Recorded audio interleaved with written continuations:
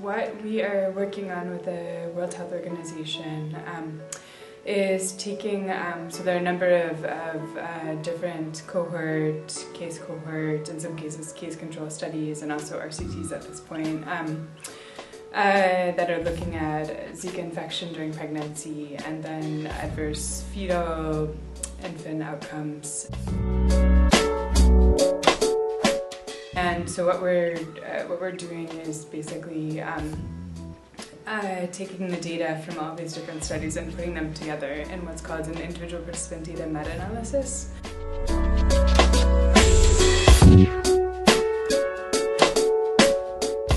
And my work with this is pretty much as a project manager, so I conceptualize the study and then I'm working with these different studies to actually get their data, and then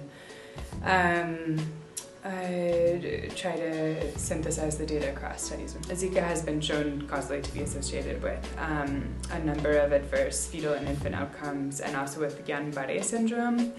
And in terms of my work, which focuses on fetal and infant outcomes, the outcomes that we're interested in are fetal death, miscarriage, and then what's called congenital Zika syndrome. So the congenital Zika syndrome is actually still something that's being parsed out. So we don't know the entire spectrum of disease caused by Zika.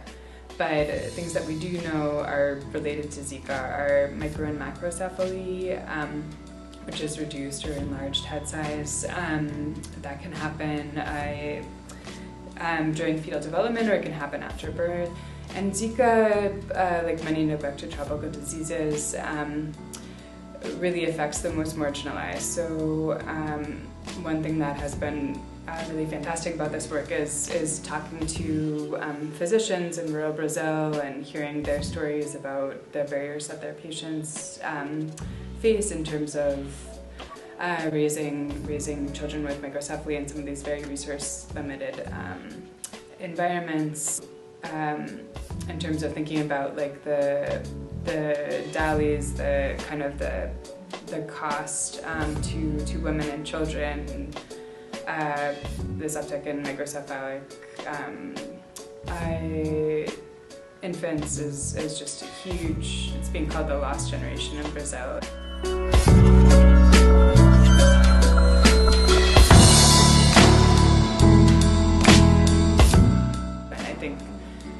In terms of thinking about how kind of the gaps in our access to healthcare and resources exist and then persist, there's just a tremendous amount of work that needs to be done to see that services reach these infants and their mothers and families, and there's tremendous impact to be made if indeed those investments are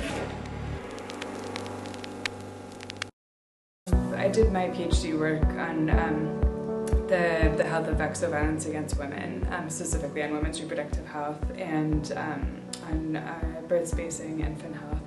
And there aren't a lot of research centers in the United States that focus on violence against women. So GROW is one of those that violence against women is one of their main foci, I might say. Mm-hmm. And so that was what attracted me to Emory.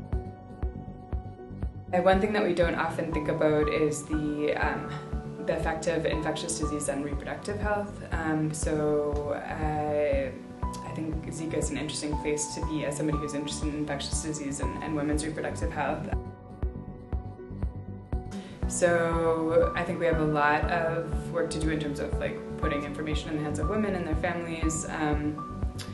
And we can contribute to that. So one of the things we're hoping to get at is what is the absolute risk of some of the different potential outcomes, including the more and less severe forms of congenital Zika syndrome. One thing that we've proposed is to develop like a risk assessment tool. So right now there's very little information that women have available to them in these resource support settings. And so what governments of a number of countries have told women is just avoid getting pregnant for like 5 years or 2 or 3. And in a lot of these countries there's no access to legal abortion, there's very little access to affordable long-term contraceptive methods.